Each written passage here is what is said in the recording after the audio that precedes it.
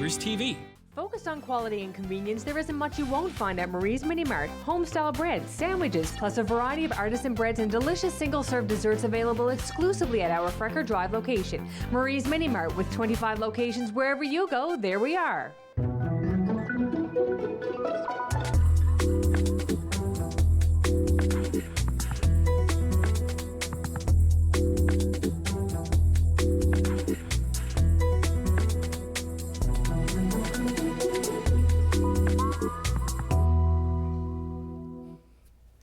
Hello, I'm Karl Wells.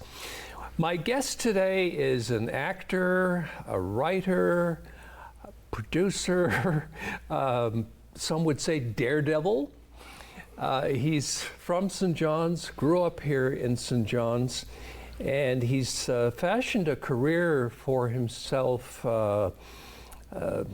from perseverance and chutzpah. His most famous project is something called Canada's Worst Driver. You may have heard of it.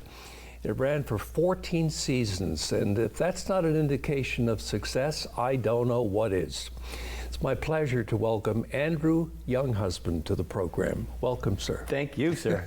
I'm excited. Like, it's good to see you. Yeah, it's good to see you. Hearing you say I'm Karl Wells, just with the Karl Wells voice, I'm glad to be here. Well, it's been too long, Andrew. Anyhow, you're back in Newfoundland, living in a small community in rural Newfoundland. Tell me about that and how that came about. So, I live in a town called New Melbourne. It's in Trinity Bay, like about 20 minutes or so past Heart's Content if you're leaving from town. I've had a house in New Melbourne since I was 19 or 20 years old. I think I was 19 when I bought it. Back in the day, one of those houses, $7,000. Outhouse, no running water, no deed, no survey, but he just flipped me the keys. Not today. And it's yours, exactly, those days are gone. And so myself and my girlfriend went to that house during the pandemic just as a way to mix it up. We were kind of living in the sticks outside of Toronto, like just for the pandemic. I was living downtown Toronto, but we went to a cottage to kind of hide from COVID. And then after a while of doing that, we thought, like, let's mix it up and go hide out in rural Newfoundland. So we did. And the kind of joke that I like to make now is, and then we forgot to leave. And so ultimately we sold out of downtown Toronto and kind of got clear of that entire life and invested in building a home in New Melbourne. So we're there permanently now. We're kind of all in. And what do you do to keep busy? Well, in the last 2.5 years, we've had 2 children. So I'm almost 1 million years old now, and I got a 2.5-year-old and an 11-month-old. She turned 11 months yesterday. Well, that's lovely. Yeah. That's lovely. Super fun. And Kate, my missus, is an artist, so she's at home painting every day. And we're raising 2 kids, and I'm like growing produce in the basement and selling it to restaurants. And I got a big hydroponics kind of rig in the basement, and I've kind of what was a hobby has become like a semi-professional thing for me. Well, you just gave me some lovely lettuce. Yeah, I'm growing lots of greens. What else do you grow? Greens, like small greens, like lettuce, arugula, chard, and herbs, basil, and other things. All very popular. Yeah. I'm selling them to restaurants downtown St. John's. It was just funny because like I show up at a restaurant with like literally like a Canadian Tire bin, a Rubbermaid kind of container, and rip it open and show the chef, and he'd go, "Where did you get that?" And then the chef would have someone in his ear, and he'd go, "What? He says you're on TV." I'd be like, "No, not well, kind of, maybe, yeah." He said he watched your show this morning. Who the hell are you? And so, it's become a thing while I'm kind of taking a hiatus from show business, or show business is taking a hiatus from me. I don't know which. Well, I suppose we should talk a little bit about show business. I love show business. Let's talk. We used to, with my first gig in show business, we were on the same show, and I barely got to meet you except for walking through the halls. And I was always, like, Glenn Tilley was the star, Debbie Cooper was the star, but you were the star. Like, there was nobody on the island more well-known, recognizable, popular than you. And I was always so, like, thrilled, like, Karl, I'm on the Karl Wells show. It was, so that was, Here and Now was my first gig ever, my first TV gig. I worked a lot, but that was I'm my glad first you TV remember. gig. Oh, yeah. This is the first time, well, you had me on TV one other time, but like... Yes, I did. But I want to ask, you know, you're a performer, you're an actor, writer. Did you have any mentors in the arts when you were growing up? Yeah, of course. Like a little umbrella of people who are my age and went to my school, the number one must-name mentor was Lois Brown. Yes. Lois was my drama club, you know, teacher. She taught drama class. I took that the first year I was in high school.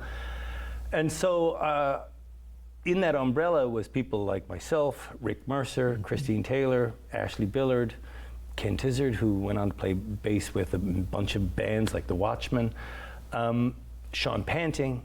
Like, there was a group of us that Lois convinced would be better off by writing our own material, performing our own material. She encouraged my high school sketch comedy troupe to go to the LSPU hall and look at getting bookings there and doing our own shows. So without a doubt, if you're going to talk mentors, Lois Brown is number one, and there's not even a close second. That said, if you grow up and you're interested in comedy in this town and theater or anything, everybody from Codco is a mentor. Everybody from Wonderful Grand Band is a mentor.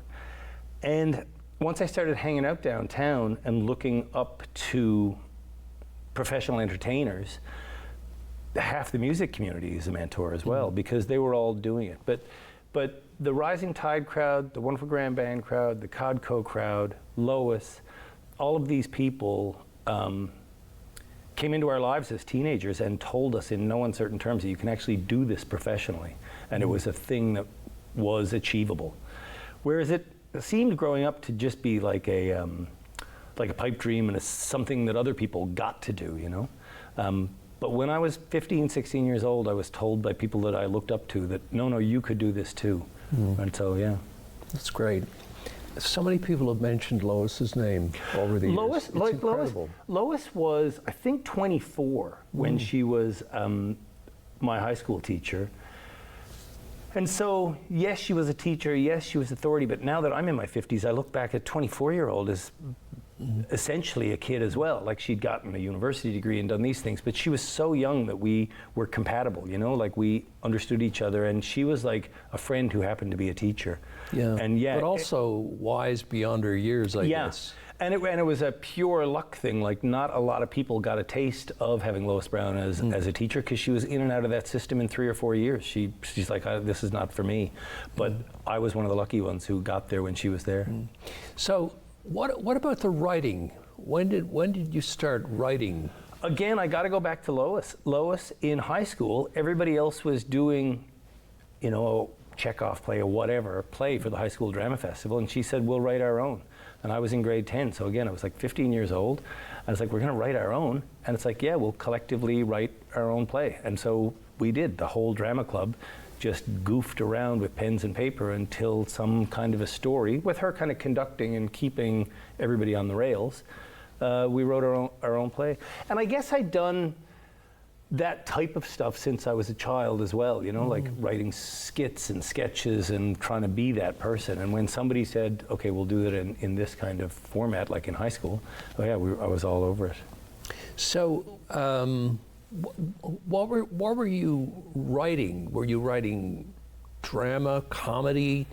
Comedy. Lots of dialogue? Lots of dialogue, comedy. I was terrible at beginning, middle, and end, but I was good at the dialogue, which is basically saying you're a crappy writer. Yeah. But not really. Dialogue is hard to write. Dialogue for me is easy. I can write dialogue all day is hard long. to write. If I can know where I'm going, I can write an excellent scene, but knowing where I'm going is my biggest issue. Yeah. Which is why then when I got into other formats of TV, like Worst Driver, for example, so I had, talking as a writer, like I had a gig that I got, my first ever hosting gig was a show called Food Essence. There was like a half-hour documentary about food. I was in my 20s, and when I saw the first edit, I was like, I honestly think this show sucks. and I think it could be a great show. Can I please rewrite it? And the exec producer let me, and then within moments, the original writer had been fired, and I was the writer. And the same thing happened at Worst Driver. Like, there was a guy was hired to be the writer, and I was like, he botched it in terms of the edit and the structure.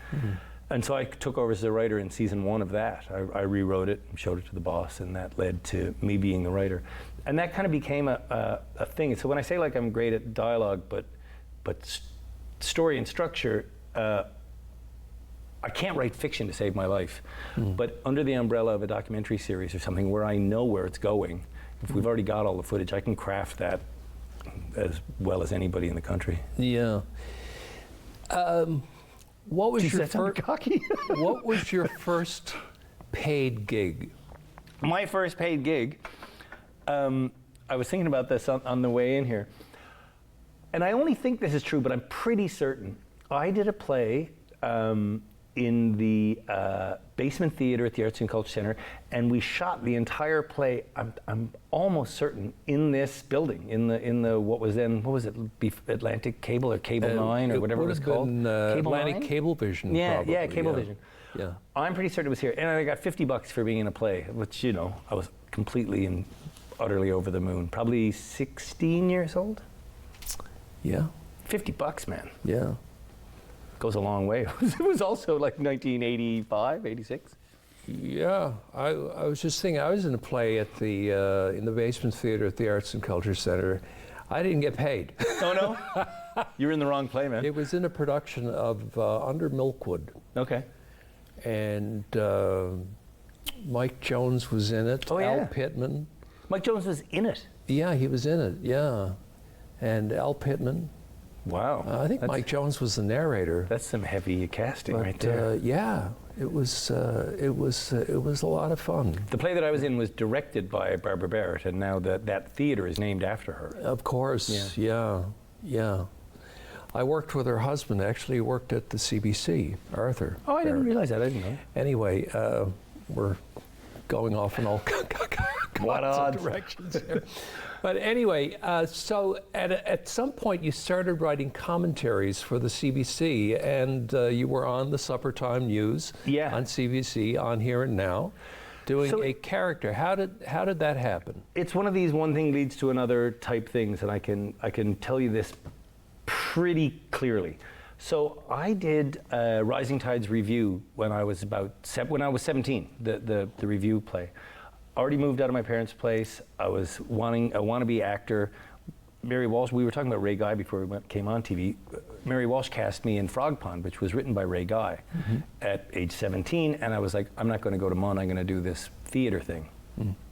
And so one thing leads to another. I do review. Mac Furlong, I'm trying to figure out how I can possibly keep paying rent as a teenager, and making it in this business in St. John's.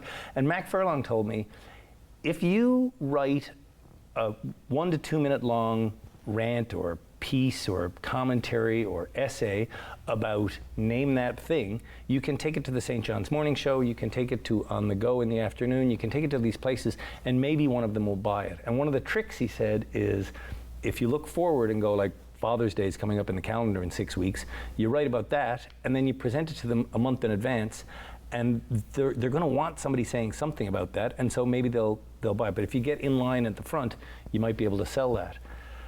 And lo and behold, it worked. I started doing that so much that I started pitching to all sorts of shows, and I got to be a regular on the CBC radio morning show, and locally. And then Ingrid Fraser had me on the what's now Wham. Back then it was Weekend Arts magazine. That's right, yeah. And it was all arts-related stuff. And I started doing the Sammy Ludlow character on the radio for Ingrid every couple of weeks, once a month or once every 2 weeks or something like that.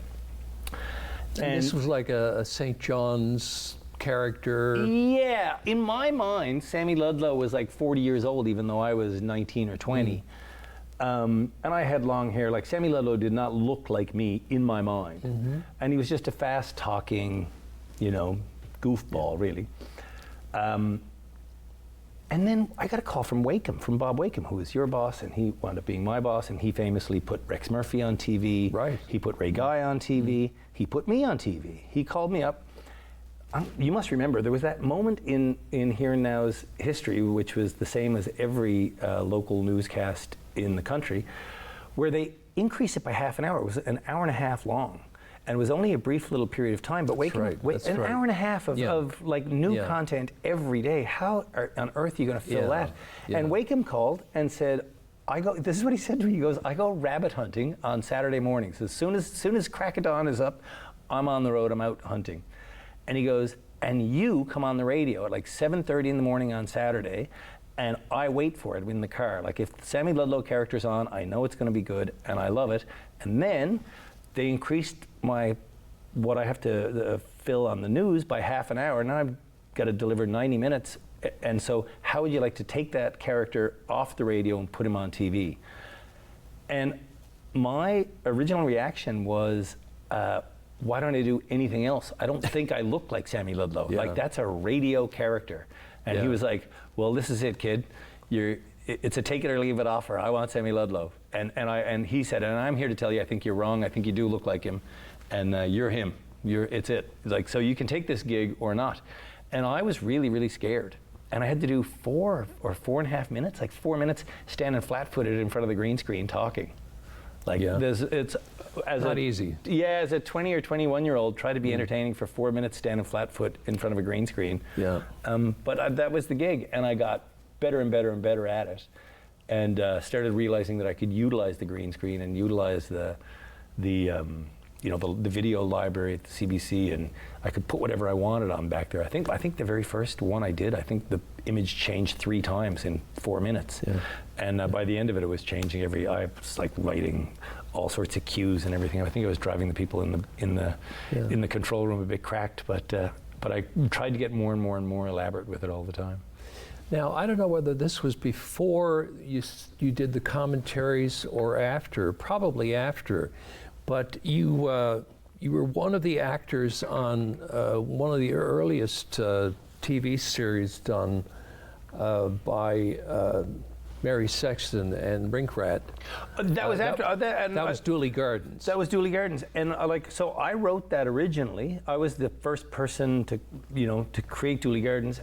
Yeah. It wasn't Dooley Gardens when I created it. I again, like, as a young person, really ambitious, I was just constantly pitching, writing, pitching. Do you want to buy this? Can you buy that? Can you buy this? And I wrote something that was frankly terrible. And I took it to the CBC, and it was Ron Crocker. We were also talking about Ron Crocker earlier, off camera. And Ron was kind of like, I found out that the CBC always had money at the end of the year, and they wanted to spend it. So Ron said, I can give you some money, and that's when I pitched. I pitched like the end of April or whatever the fiscal year end was, knowing that they might have some cash kicking around. And Ron said, it's good, but it's not great. You need more people on board to help you. And I went immediately to Ed Rich, and I said, would you like to write with me? And he said, yeah. And he goes, I've always thought that a sitcom should take place in a hockey rink. How about we move it out of the house you've got and we put it in the hockey rink? I go, whatever, man. If you'll work with me, I'll do anything you want. And so it was his idea to put it in a hockey rink, and it was also his idea to get Mary Sexton. He goes, you're not a producer. You think you can do it all, but you can't. You need an actual producer. And so let's call Mary. And so we did. And we got her on board. And then we did, I don't know whose idea it was. I think it was Mary's. But we did the smartest thing ever. We got a deal from Ron to just deliver scenes. And he said, write me 6 scenes. He didn't even care about a whole synopsis or anything. He just wanted to read some scenes. It was basically like he was trying to get the money out the door, and he came up with an idea. You write me 6 scenes. So Mary or Ed, it certainly wasn't me, one of them, thought, wouldn't it be way better if instead of giving him paper that he won't understand what we mean, why don't we just shoot it? Mm-hmm. And so we shot it. I think we shot it on film. We got film from NIFCO. Nigel Markham, I believe, shot it. Mary Walsh said she'd be in it. Brian Hennessy said he'd be in it. All these heavy hitters said they'd be in it. I was in it. And so Ron Hines was in it. Ron Hines was in it. Like, they're my heroes. We're in this thing. And so we never told Ron Crocker that we were doing anything other than delivering him paper. And on the day that we were supposed to deliver paper, we gave him a fully edited piece, which is like the glory of St. John's, right? Everybody lined up and did that gig for no money, on the belief that if it was good, it would come through and they'd get a job later. But the editors, the camera, everybody, we just did it. We did it like for fun, knowing that it would be good and that we'd get a gig out of it later. And we did. We made a short-lived sitcom for the CBC. I will be remiss if we don't get to Canada's worst driver. Sure. I know I talk too much. So, how did that happen? You moved to Toronto, obviously, at some point. No. So, at some point I moved to Toronto, but how it happened, I was away and I was flying. It was one of these serendipitous things. I was away. I was flying through Toronto. I coming back here. I'd lived kind of in and out. I'd lived in Halifax. I'd lived in Vancouver. I lived on a ship for a couple of years. Now I was kind of bouncing around, and I was back living in St. John's. I was away. I was going through Toronto, and while I was in Toronto, I got an email. Would you like to audition for this show called Canada's Worst Driver? I wrote back to the person, absolutely, tell me how I audition. I don't know anything about it. I don't know what you're talking about, but I'll audition for sure. If it's a job, it's a job. And he said, well, too bad you're not in Toronto. We could do it in person, but as it stands, you know, you can send it in, whatever. I can talk to you over the phone about it. And I go, I'm here for 3 days. Let's do it now. And so I met the guy who was doing the audition. Turned out it wasn't even his job to audition anybody. He just knew that they were unhappy with the host casting, and he was trying to do the company a favor. And he'd talked to a bunch of people, and he'd heard my name numerous times. And so I met him. I did a straight-to-camera audition with him, and then the very next day, they'd shown it to the boss, and the boss called me, and I asked to go in, or he asked me to come in and meet him. And lo and behold, the guy's like 5 years older than me. We're the same type of personality, and we clicked and got on great. And it was a brand new company. They'd never made a show before, although he was an accomplished director in England and BBC, and he married a Canadian. He was living in Toronto. And we just clicked, and so I got the gig. And as I say, like, I was originally hired to just be the host, stand here, say these words, and I started rewriting all the stand-ups and the straight-to-camera bits for myself, and then the whole show felt like a wacky improvisation, and the more interested I got in it, the more interested the boss got into letting me kind of go without a leash. And, how did you feel about this show becoming such a success? I mean, it must have been great. It was great. Like, I honestly, tapping my mic, I honestly thought it was one of those one-offs. Like, if we name somebody the worst, there can't be another season because we already know who the worst is. And like everybody else, I thought it was going to be a cartoon.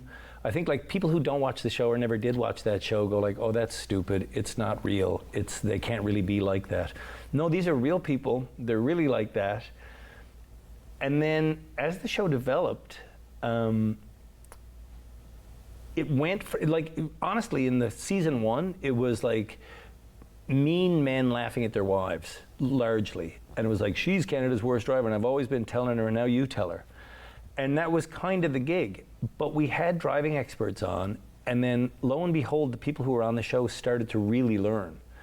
And when we realized that as a production company, and like I kind of include myself as part of the production company in a lot of ways, we thought that's the real story. If we can get these people and make them better, then there's a giant shift and there's something to actually watch. If it's just like people driving badly, it's kind of like putting a monkey in a cage and shaking it. Yes. But if we can actually teach them and make them better, then we got a story. Yeah. So there was a remedial aspect to the show. Yeah. Now, you did several other series after that, but there was one, I've got to say, it was Don't Drive Here. Best gig ever. Where you went around the world. Yeah. And to the cities or places where you know the driving was absolutely horrendous. Where traffic is terrifying. Yeah. I watched it recently, and you were in Port-au-Prince, Haiti. Yeah. And I'm thinking, nobody, like you couldn't pay me enough money to do what you did. Even to walk through the bus stop. With no helmet, you're on a motorcycle, weaving through, and there's like these major holes in Haiti back in those streets. days, people were if they put a manhole cover over the sewer, somebody would steal it for the scrap. Yeah. I had this belief, and I still kind of have it, that if you're dumb enough to drive without a helmet, or you're poor enough to drive without a helmet, or whatever, if culturally nobody here wears a helmet, if you're not going to wear a helmet, I'm not going to be the foreigner on the back wearing a helmet. I'm going to be you. The gig was go and experience what the locals experience. And so if they experience flying around with no helmet, I'm not putting a helmet on, which created massive problems because you'd get insurance. Well, that's what I was thinking. Yeah. Like, your producers must have wondered, well, what if, like, he falls off the motorcycle and, like, you know, is out for 6 months, or God forbid dies? Like, what happens then? My favorite cameraman of all time is this guy named Jeff Lackner. I worked with him on multiple series in Toronto, and Lackner was the shooter on that. And imagine, so I'm ripping through traffic on a motorcycle, either on the back of somebody else or driving myself after a couple of practice runs, and it's real traffic, real life. There is no flag man. Nobody's being held up and saying, hey, we got a TV shoot here. The shoot was just get in it. And Lackner would shoot. And so how did you get the shot of me traveling? Lackner was sitting backwards on a motorcycle in multiple countries where he couldn't speak the language of the driver, with a high backrest. He'd always get a motorcycle with a high, like one of those big sissy bar kind of backrest. Right, yeah. So he could press his chest against it and shoot, and he'd be tapping the driver, who doesn't speak English, to go faster or pull back, and so he'd get the shot. So I used to always say, it's like, you think I'm a daredevil? Lackner's looking the wrong way, out of control. He's wearing a helmet, but he's on the camera bike and with somebody he's never met. Yeah, I'm glad you mentioned that, because that's what I had forgotten about it. Now that I think about it, it was beautifully shot. Beautiful. Beautifully edited, too. Yeah, I mean, really expertly edited. Yeah. I was in the edit suite. I'll take that. Okay. And I worked with great editors. Yeah, but it was quite amazing. So congratulations. And do you ever look back and wonder, God, I can't believe I did that? Yeah, like, especially some of the gigs happened so long ago, it feels like another lifetime ago. It's funny, like, Don't Drive Here feels like yesterday. Like, it was 10 years ago now, and it feels like, why am I still not doing that? Whereas Worst Driver only wrapped up 5 years ago, and it feels like a lifetime ago. It's bizarre. Andrew, we're out of time. Oh, come on, let's hang out at least a little bit more. Yeah, we should have made it an hour. But anyway, look, it's been great seeing you. Excellent. I'm delighted you're back in Newfoundland. Me too. And all the best going forward. Thanks very much. Okay, we'll see you again next time.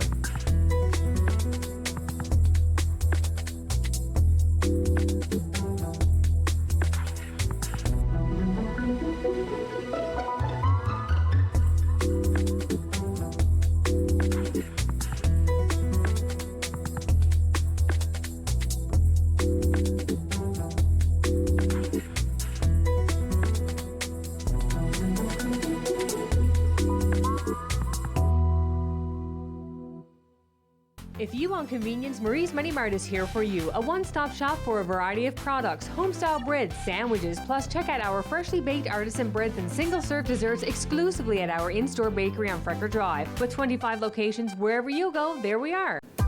We want to hear from you. Provide feedback on this show or find out how you can get involved. Call, email us, or scan the QR code to take our quick survey. Public transit, garbage pickup, parks and recreation programs, snow removal on your street. How can you stay informed about these and other important local services? Tune to City Council coverage on Rogers TV. See your community leaders at work on Rogers TV City Council coverage.